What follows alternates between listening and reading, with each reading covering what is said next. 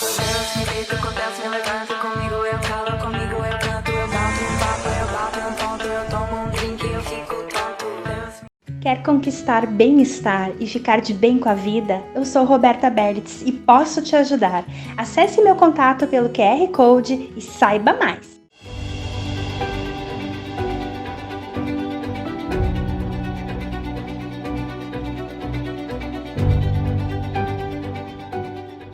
Olá, seja muito bem-vindo, muito bem-vinda a mais um programa Mulheres Quebrando Tabus aqui na nossa Vale TV. Primeiramente, eu gostaria de agradecer aos nossos apoiadores, o Majestic Drinks, que fica em São Leopoldo, a Roberta Berlitz, que é terapeuta e psicopedagoga, e também ao usualbrechó.com.br, que fornece as roupas para o nosso programa. Hoje eu estou com um conjunto de moletom na cor vinho, com uns detalhes em cinza, umas letras brilhosas, só que esse conjunto já é meu, você não vai conseguir comprar. Mas elas têm vários produtos lá que vocês podem acompanhar na página do Insta, no site, que é usualbrechó.com.br. Hoje a gente está aqui com uma convidada para falar um pouquinho sobre o Agosto Lilás, os 17 anos da Lei Maria da Penha, um pouquinho sobre a atuação da parte da advocacia nos direitos das mulheres, que é a Isadora Cunha. Queria agradecer a tua participação, Isa, e te dar as boas-vindas e que tu se apresentasse para os nossos telespectadores. Muito obrigada, Jana, pelo convite. É um prazer estar aqui na Vale TV, na Mulheres Quebrando Tabu. Fico bem honrada de estar aqui conversando com outra mulher sobre as nossas questões, sobre os nossos direitos, né? Eu sou advogada, trabalho no direito trabalhista, na assistência social, INSS, questões que também são relacionadas às mulheres, mas nem sempre a gente traz esse foco, né? Então, mas é um trabalho que também envolve bastante o direito das mulheres, ainda mais num contexto e num país como o nosso, com tanta desigualdade social e que, em geral, as mulheres dependem do trabalho para viver, né? Então, fico muito grata de poder estar aqui conversando um pouquinho sobre isso também. Bacana. Antes de a gente entrar um pouquinho mais sobre o teu trabalho, sobre essa temática, eu queria que tu contasse um pouquinho, assim, qual tabu tu sente que tu quebrou por ser mulher que te marcou, assim? Olha, é uma pergunta complexa, né? Mas eu acho que eu vou ficar aqui um pouquinho nessa questão do meu trabalho, né? Hoje eu tenho um escritório em que eu tenho 2 sócias, então nós somos 3 mulheres. No direito, em geral, são mulheres que trabalham, que estão estudando, a gente vê bastante servidoras públicas na área do direito, mas nem sempre as mulheres conseguem ter um escritório próprio composto só por mulheres. E essa foi uma escolha nossa. Então, acho que isso é algo que quebra o tabu e também a atuação no direito sindical, porque a gente vê bastante homens advogados, presidentes de sindicatos que são homens, é um mundo também muito masculino ainda, e nós atuamos com advocacia sindical, somos mulheres, e acho que também isso é algo que marca e traz um diferencial, né? Trabalhamos representando alguns sindicatos e 2 desses sindicatos também são presididos por mulheres. Então eu acho que isso é algo que quebra o tabu e responde um pouco a tua pergunta. Muito bem.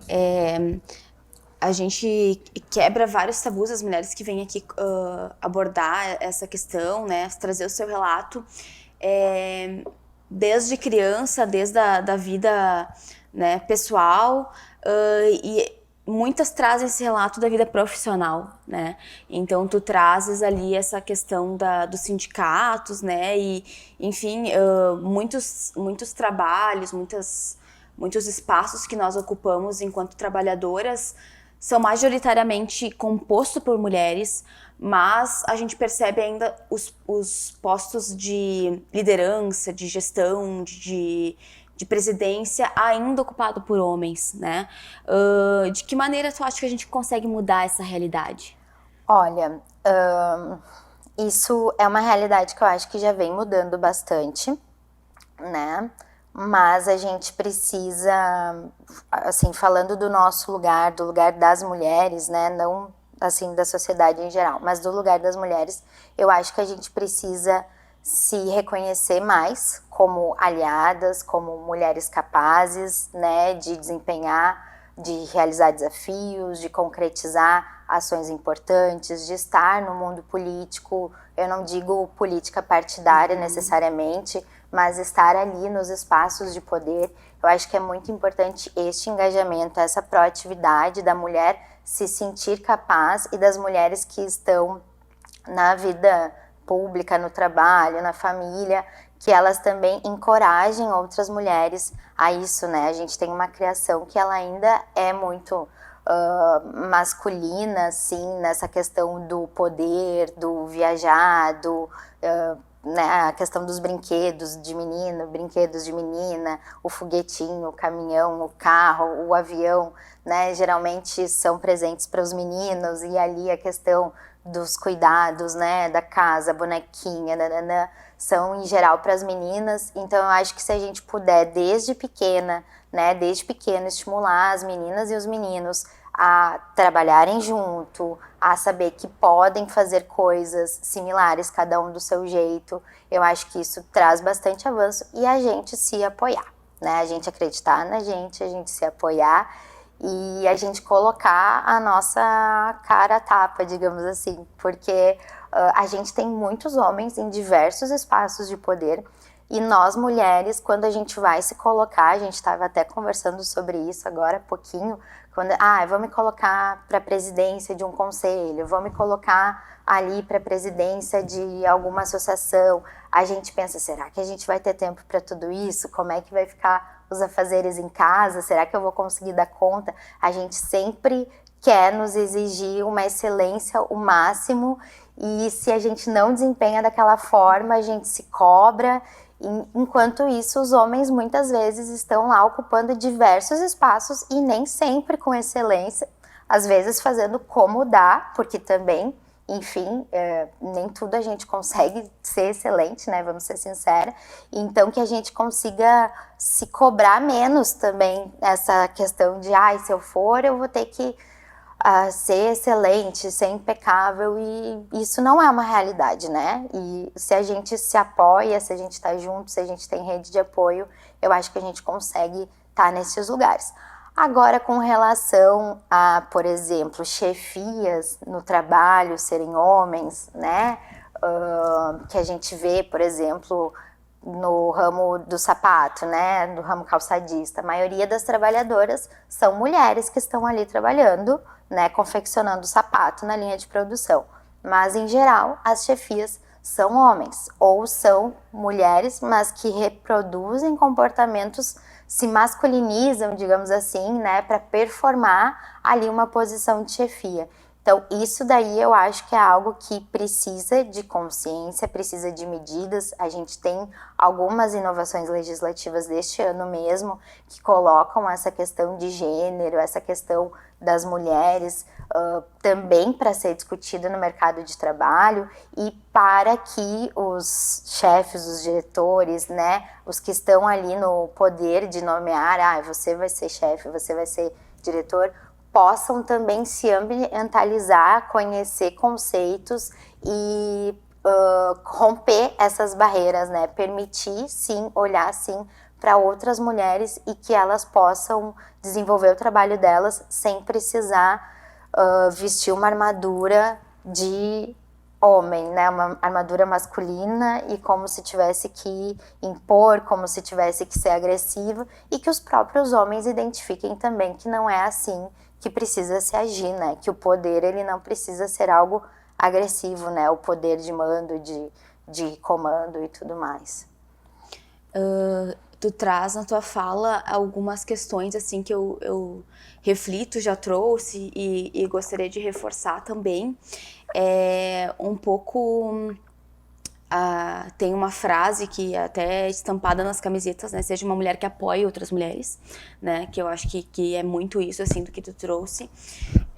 E também a questão da representatividade, né? O quanto é importante outras mulheres veem que vocês têm um escritório de mulheres, que isso é possível, né? Que nem, por exemplo... No caso, tu falou da questão das brincadeiras, né, de menino, de menina, os sonhos, né, e a gente percebe muito, que nem, por exemplo, quando eu era criança, a imagem de um cientista era um homem branco, um senhor vestido um jaleco, né, geralmente nessa perspectiva, né, e hoje a gente tem, né, a Barbie cientista da Jaqueline Góes de Jesus, que foi a mulher que sequenciou o Covid em tempo recorde aqui no Brasil. E é uma mulher negra. E a importância das mulheres se vêem nisso, né? Então, e a própria Jaqueline, numa palestra que eu estava o ano passado ali na Fevale assistindo, também traz essa questão da importância dos homens darem o espaço e colocarem as mulheres e darem essa oportunidade para que elas também estejam nesse posto que foi majoritariamente ocupado por homens. Com certeza, concordo contigo, porque são disputas, né? Ali voltando novamente para a questão sindical, por exemplo, que é um chão que eu conheço um pouquinho mais. Se durante 20, 30 anos aquela presidência daquele sindicato, daquela associação, daquele grupo é de homens, né? E se esses homens estão atentos à realidade, né? Estão vivendo aqui no ano de 2023, Brasil, acho que deve sim partir deles também essa cedência de espaço, né? Essa visualização de que, olha, trazer uma mulher aqui para estar à frente deste lugar, dessa luta, por exemplo, né? Isso que tu trouxe, né, da questão do Covid, que foi tão importante, tão impactante para a nossa sociedade, né, há sim essa necessidade de os homens também fazerem este movimento de, olha, eu vou ceder este espaço, não faz sentido agora, né, ficar novamente, trazer mais do mesmo, digamos assim, trabalhar em conjunto, né, você pode ser um vice-presidente, você pode estar na equipe de frente da Covid, você pode estar junto e não precisa estar ali nos holofotes, né?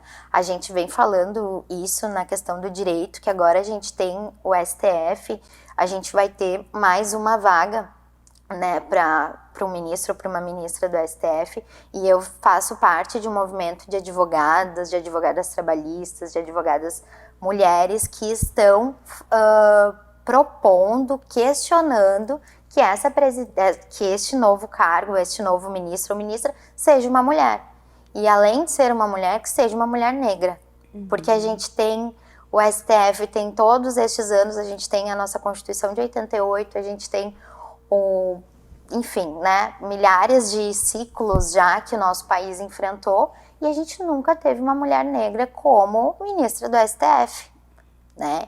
Então, isso para mim, né, da questão da representatividade é fundamental, porque hoje as mulheres negras são as mulheres mais pobres, são as mulheres que sofrem mais violência, né, de várias formas, né, o racismo ele é estrutural, a misoginia é estrutural também, então essas mulheres estão colocadas em lugares de mais violência e de descaso, então ter sim uma mulher negra sentada, né, na Suprema Corte, ocupando uma cadeira, acho que é algo incrível e que precisa sim ser colocado e cobrado, inclusive pelos advogados, pelos homens, pelos juristas, né? A gente fala bastante que também seja alguém da advocacia, porque tem lugares diferentes dentro do judiciário também, né? E aqui é uma mulher negra que venha da advocacia, que esteja consciente e comprometida com as questões sociais, né?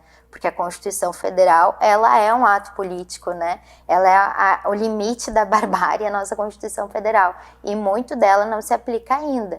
Então, ter ali uma pessoa que viveu na sua pele, vive na sua pele todas essas discrepâncias, né? Independente da classe social dela, é algo fundamental. Então, eu acho que neste momento os homens deveriam, os que estão se colocando, claro que não é algo oficial, né, porque é uma escolha do presidente da República, mas aqueles que estão ali no movimento para querer ter uma cadeira deveriam sim dizer, olha, neste momento é sim uma mulher negra, uma mulher da advocacia, ou, enfim, fazer as suas colocações, mas sabendo que este espaço precisa, sim, ser ocupado por uma mulher para ter essa questão da representatividade, né? Sim, perfeito. É muito importante isso.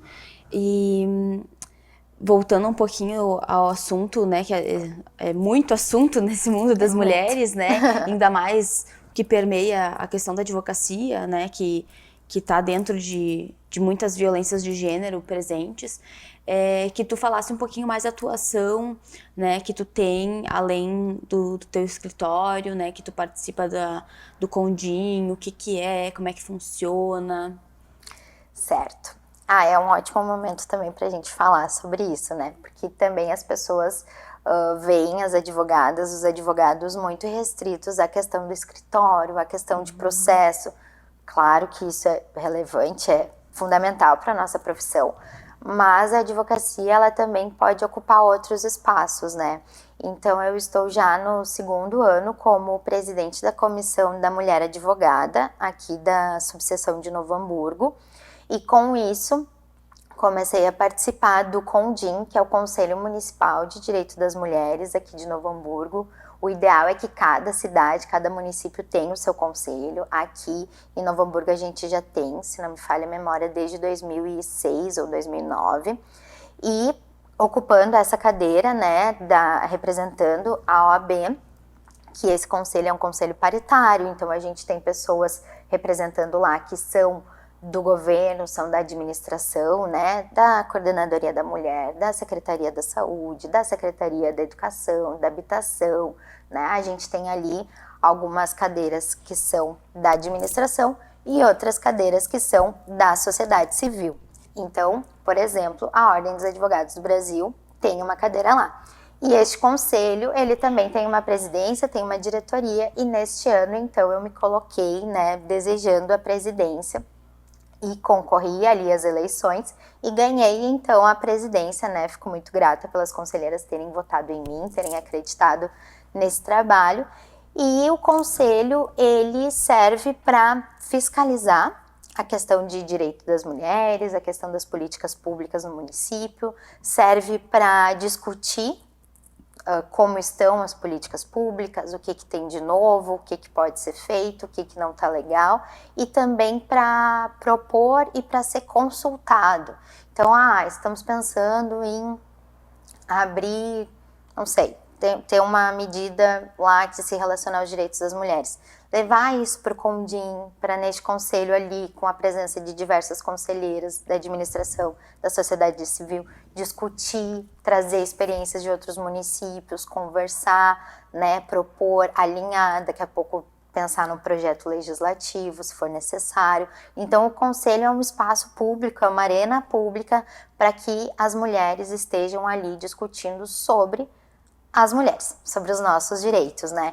Então é algo que para mim está sendo bem bacana, bem uma felicidade assim de poder estar compondo, poder estar participando e saber que existem espaços que a gente pode falar de políticas públicas e não só questionar e brigar no judiciário, né? Que a gente vai lá, questiona, mas o processo ele é para uma pessoa ou até para uma coletividade, mas ele não abrange tanto. Então, a gente poder estar num espaço de discussão é bem bacana para a gente poder também concretizar, né? Porque às vezes a gente está falando, criticando e a gente não está conseguindo botar a mão na massa, tentar articular questões diferenciadas para a gente. Então, é um espaço também em que as lideranças femininas podem surgir, né? Então, é um bom lugar para te começar a pensar em essa vida política, novamente, que não precisa ser partidária, mas política, de estar ali atuando em espaços de poder importantes. Então, é o que a gente vem fazendo. E este ano, inclusive, aliás, essa semana, a gente já tem o 7º seminário da Lei Maria da Penha, que é o seminário municipal. A gente está comemorando, celebrando os 17 anos da Lei Maria da Penha, e trazendo neste seminário, que vai ser na Casa das Artes, da 1 às 17, na quinta-feira, a gente vai estar trazendo questões para promoção da autonomia da mulher. Então, a gente vai estar falando sobre direito de família, violência doméstica, lei de alienação parental, porque são temas que convergem e muitas vezes são colocados, utilizados como para limitar a autonomia da mulher ou para reforçar essa limitação, esse estereótipo de gênero, né, esse silenciamento. A gente vai estar falando também de direito do trabalho, né, sobre a desigualdade salarial, sobre as novas leis que a gente teve já neste ano, tratando do direito das mulheres. A gente vai estar falando sobre o teto de vidro, né? A gente sabe que as mulheres, muitas, né, conseguem, estão ali se qualificando cada vez mais, mas chegam em momentos, como a gente falou lá no início da conversa, que elas não conseguem passar ali uma barreira invisível, né, para chegar numa posição de liderança ou para poder ter um salário melhor. Então a gente vai estar falando sobre essas questões e eu acho que é fundamental, assim. Eu, na presidência do Condim, já puxei que fosse todo um seminário de direito, mas porque eu acho que é importante. A gente vai ter outros momentos para falar de outras coisas relevantes, mas eu acho que nesse momento, assim, a gente tá discutindo direito, tá falando sobre o que é isso na prática e poder acessar as mulheres é importante também para um mundo mais justo, mais equilibrado, né? E a Lei Maria da Penha fala sobre isso, né? A Lei Maria da Penha, ela não é uma lei que cria novos crimes. Ela contextualiza o que é a violência doméstica, os tipos de violência doméstica que existem, e ela é tão importante, ela é a terceira melhor do mundo, ela é tão relevante porque ela não traz efeitos só penais, ela traz questões sociais, de assistência social, de saúde, de segurança, de habitação, de moradia. Então, a Lei Maria da Penha é muito mais complexa, a violência doméstica é muito mais complexa do que a gente falar pontualmente sobre um caso de violência. E eu não estou diminuindo, né, e dizendo que é pouco, não. É muito grave, é muito importante, mas não é só que este inquérito, por exemplo, seja concluído e o agressor seja condenado. A gente precisa de vários outros instrumentos que a Lei Maria da Penha traz para fazer realmente com que as mulheres possam viver em segurança dignamente, né? Uhum. Muito, muito bom a gente saber estar amparada por essa lei, né? De novo, estamos no Agosto Lilás, comemorando 17 anos da Lei Maria da Penha. E eu queria que tu trouxesse um pouquinho, assim, a tua percepção. Claro, a gente talvez não vivenciou tanto como era antes, né? Mas a gente tem conhecimento de dados, de pesquisa, né? Talvez se tenha muitos dados maiores, vamos dizer assim, pelo fato de que antes era muito silenciado e reprimido essa questão, né, muito naturalizado no nosso ambiente, essa questão da violência contra a mulher, e de que forma, assim, tu enxerga a atuação, as melhorias, onde estamos, para onde queremos ir, né, de que forma ainda a gente pode evoluir no contexto da Maria da Penha. Certo. Eu acho que é sempre importante a gente contextualizar que a Lei Maria da Penha, ela não é fruto de deputadas e deputados que se uniram e criaram a Lei Maria da Penha. Ela é fruto do movimento de mulheres, né? Então, muitas mulheres, já antes lá da Lei Maria da Penha, já um grupo de mulheres, já muito antes da Lei Maria da Penha ter sido criada, já estava se mobilizando e criticando o descaso do Estado brasileiro em relação à violência contra a mulher. Então, o caso da Maria da Penha, né, de ter sofrido, né, algumas tentativas de feminicídio e o governo brasileiro, o Estado brasileiro não ter processado devidamente o agressor dela, né, ter deixado que ela ficasse ali em ciclos de violência e não protegido esta mulher, né? O caso dela, então, foi levado até a Comissão Interamericana de Direitos Humanos, né? Que o Brasil, ele é signatário, ele assinou tratados internacionais que falam de violência doméstica e que falam que a violação desses direitos das mulheres, né, tratados que falam de direito das mulheres, que a violação desses direitos constitui uma afronta aos direitos humanos, né? Então existe um controle internacional de direito, que são esses tratados internacionais, e organismos que fiscalizam e que julgam casos que podem ter ocorrido, né, de violência, de violação desses direitos humanos. Então, o caso da Lei Maria da Penha foi levado até a Organização dos Estados Americanos, né, até a Comissão de Direitos Humanos da OEA, e lá, então, foi feito um relatório sobre o caso da Maria da Penha, foi estudado com todos os documentos, né, do governo brasileiro, com os documentos da vítima, e foi verificado uma série de violações. Então, ali a comissão, ela dá um parecer e ela diz, olha, para o Estado brasileiro respeitar os tratados que ele mesmo assinou, ele vai precisar fazer uma série de coisas. Entre elas, devidamente processar e julgar os crimes contra as mulheres, os crimes em situação de violência doméstica, e também vai ter que tentar reparar essa violação grave à Maria da Penha. Então, por isso surge o nome, né? A Maria da Penha é o nome da lei, ela é homenageada, digamos assim, mas não é uma homenagem e uma celebração bonita, né? É um marco histórico que é importante que a gente tenha isso na nossa memória coletiva. E a Lei Maria da Penha, então, já vinha sendo escrita e proposta por diversas estudiosas da área, né? Das ciências sociais, do direito, da sociologia. Então, a Lei Maria da Penha, ela é muito importante, ela é muito boa mesmo, como eu falei, a terceira melhor do mundo, porque ela foi um trabalho completo. Veio uma determinação internacional dizendo, olha, Brasil, se você não seguir essas recomendações, você vai ser condenado e vai ter coisas mais graves ainda. E, então, o Brasil precisou se amparar devidamente nos estudos e fazer algo efetivo. Então, isso é uma conquista já do movimento de mulheres, das mulheres que atuaram nisso. E a lei realmente é um marco, porque agora a gente tem essa situação das medidas protetivas, né? Claro que antes a gente não tem como saber o número da violência, a gente supõe, porque não chegava até a polícia, né? Não era nem tratado. A gente sabe que ainda hoje muitas situações não chegam até a polícia. Até que a mulher pode até tentar ir, pode até tentar fazer a denúncia, mas muitas vezes ela não é tratada da forma correta, os termos corretos não são nomeados e isso acaba afastando a mulher da justiça, né?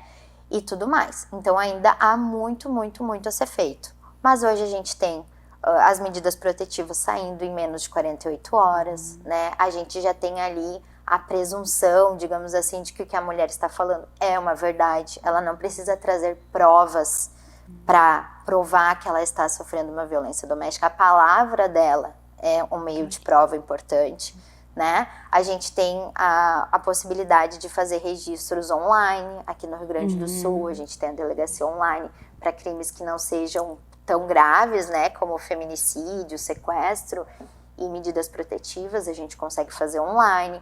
A gente consegue falar de violência doméstica na questão do trabalho. A própria Lei Maria da Penha, por exemplo, algo que poucas pessoas sabem, mas eu acho importante comentar, que ela lá nas medidas protetivas, ela diz que se essa mulher precisa se afastar do trabalho por conta dessa violência doméstica, ela tem garantido o vínculo de emprego dela. Então ela pode ficar até 6 meses afastada do seu posto de trabalho e isso não vai gerar uma demissão por justa causa, por exemplo, ou um abandono de emprego. Não deve gerar, porque é o direito dela. Se ela está sendo violentada e se ela precisa fugir, se ela precisa se esconder, se ela precisa se resguardar, se ela precisa sair da cidade, ser abrigada, né, algo do gênero, o trabalho dela precisa lá ser mantido.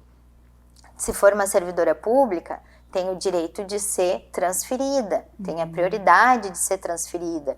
Se precisa colocar numa escola, trocar os filhos, as filhas de escola, também tem ali garantido o direito. Então, é uma série de medidas sociais que a gente verifica que a Lei Maria da Penha se preocupa e se ocupa, né? Ainda na prática, nem sempre ocorre, mas é algo já de grande valia e que acho que vem do papel da advocacia das mulheres, que é um movimento que é mais dos últimos anos também, dizer, olha, eu sou mulher, eu sou feminista, eu sou advogada, eu lido com isso, se colocar uma advocacia que é ativa, né? Que vai lá e diz, olha, o nome disso tá lá na sociologia, mas eu vou trazer aqui, vou dizer, isso aqui é desigualdade de gênero, isso aqui é porque ela é mulher que isso está acontecendo. Se fosse um trabalhador homem, não estaria. Se fosse um servidor homem, não estaria. Então, a gente fazer essas nomeações, eu acho que é bem importante para a gente provocar o judiciário e conseguir que a Lei Maria da Penha tenha uma maior abrangência, uma maior aplicação do que a gente ainda vê hoje ela tendo, né? Sim, perfeito. A gente pode comparar um pouquinho, assim, né, com todas as outras leis, ou, por exemplo, a gente pega o SUS, que a gente tem um projeto lindo e que na prática ainda tem coisas a melhorar, né? A gente vai perceber isso nos outros âmbitos também. A gente espera que a Lei Maria da Penha cada vez se efetive mais, né? Que as mulheres se empoderem, que as mulheres tenham direito de ter voz, né? De conseguir defender os seus direitos, que os homens contribuam com isso. Nós precisamos de todos juntos nessa luta. Foi uma aula, infelizmente, assim, o tempo passou voando, a gente poderia ficar horas, a gente pode combinar um outro dia também para falar mais especificamente, que é legal a gente levar essa informação dessa lei um pouquinho mais na nossa linguagem para as mulheres saberem dos seus direitos, né? Agradeço muito a tua participação. Você que está nos assistindo, envie esse vídeo para outras pessoas poderem ter acesso a esses movimentos, a essas ações que a gente tem aqui na região, que talvez na sociedade tenha também. E, Isa, muito obrigada.